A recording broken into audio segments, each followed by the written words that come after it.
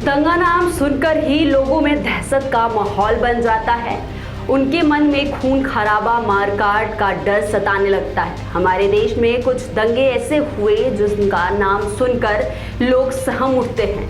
हाल ही में भारत के कई राज्यों में दंगा देखने को मिले, लेकिन क्या आप जानते हैं इन दंगों की वजह क्या होती है? किसी समूह या व्यक्तियों की भीड़ के कारण होने वाला शोर शराबा, हिंसा, सार्वजनिक अवस्था जैसे किसी भीड़ द्वारा सड़कों पर किसी अन्य समूह, किसी सरकारी नीति आदि का विरोध करना, कानून का विरोध करना या अपने निजी उद्देश्यों को पूरा करने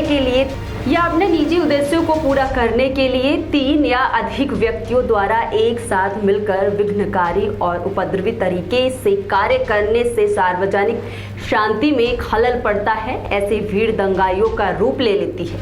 आज हम ऐसे ही भारत में 5 सबसे बड़े दंगों के बारे में बताएंगे जिन्होंने देश को झकझोर कर रख दिया। पहला, 1984 में सिख दंगा। देश में हुए बड़े दंगों में एक दंगा 1984 का सिख दंगा है। यह तत्कालीन प्रधानमंत्री इंदिरा गांधी की हत्या के बाद हुआ था। दरअसल इंदिरा गांधी की हत्या करने वाले उनके अंगरक्षक ही थे।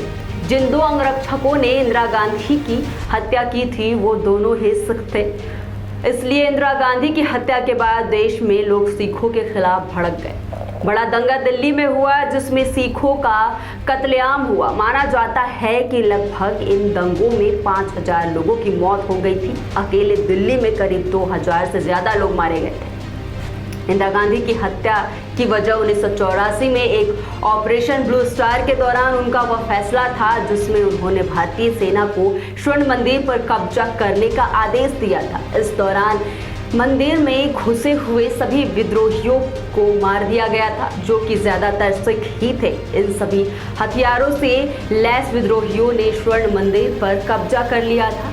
इनकी मांग थी कि ये खालिस्तान नाम का अलग देश चाहते थे जहां केवल सिख और सरदार कौम ही रह सके। जब इंदिरा गांधी सरकार ने सैनिकों को मंदिर के अंदर घुसने का आदेश दिया तो मंदिर के अंदर जरनैल सिंह भिंडरावाले और उनके सहयोगियों ने सैनिकों पर हमला कर दिया था। खालिस्तानियों की बढ़ती तादाद को देखते हुए इंदिरा गांधी सरकार ने तोपों के साथ चढ़ाई करने का आदेश दिया था, जिसमें जरनैल सिंह भिंडरावाले और उनके सहयोगियों की मौत हो गई थी। दूसरा, भागलपुर दंगा 1989। भागलपुर दंगा 1947 के बाद भारतीय इतिहास के सबसे क्रूर दंगों में से एक था। यह दंगा अक्टूबर 1979 को भागलपुर में हुआ था। इसमें मुख्य रूप से हिंदू और मुस्लिम समुदाय के लोग शामिल। इसके कारण करीब 1000 से ज्यादा निर्दोष को अपनी जानें गंवानी पड़ी। तीसरा, मुंबई दंगा 1992।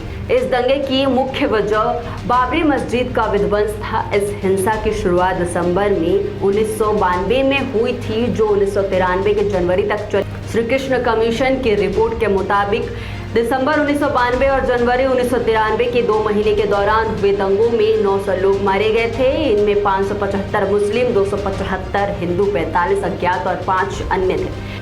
सुधाकर नाइक की कांग्रेस की सरकार इन दंगों पर काबू पाने में पूरी तरह से असमर्थ साबित हुई और आखिरकार सेना को बुलाना पड़ा था। चौथा, गुजरात दंगा जो 2002 में हुआ। गुजरात के गोधरा में हुए दंगे देश के इतिहास में हुए सबसे विभिन्न दंगे में से एक है। गोधरा कांड 2002 में हुआ था। इस शहर का नाम सहसा तब सामने आया जब वहां 27 फरवरी 2002 को रेलवे स्टेशन पर साबरमती ट्रेन के S6 कोच में भीड़ द्वारा आग लगाए जाने के बाद 59 कार सेवाओं की मौत हो गई। 27 फरवरी 2002 को रेलवे स्टेशन पर साबरमती ट्रेन के S6 कोच में भीड़ द्वारा आग लगाए जाने के बाद 59 कार सेवकों की मौत हो गई। इसके परिणाम स्वरूप पूरे गुजरात में सांप्रदायिक दंगे होने शुरू हो गए। दरअसल कार सेवकों के शवों को लेकर काफिला निकाला हिंदुओं ने शुरू किया। 10 शवों को लेकर अंतिम यात्रा रामोल जनता नगर से हटकेश्वर शमशान तक निकल गई। अंतिम यात्रा में 6000 लोग थे।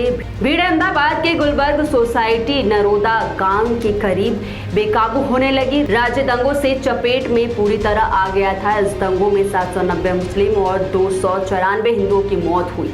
इस दंगे के दौरान देश के मौजूदा पीएम नरेंद्र मोदी गुजरात के सीएम थे। 5वां दंगा मुजफ्फरनगर 2013 में हुआ। मुजफ्फरनगर जिले के कवाल गांव में जाट मुस्लिम हिंसा के साथ ये दंगा शुरू हुआ था, जिसमें वहां 62 लोगों की जान गई थी। बड़े पैमाने पर लोग हताहत हुए। दरअसल 27 अगस्त 2013 कवाल गांव में कथित तौर पर एक जाट समुदाय लड़की के साथ एक मुस्लिम युवक ने छेड़खानी की। इसके बाद जिस लड़की से कथित छेड़छाड़ हुई, उसके चचेरे भाई ने उस मुस्लिम युवक को पीट कर मार डाला। जवाब में मुसलमानों ने लड़कियों के भाइयों की जान ले ली।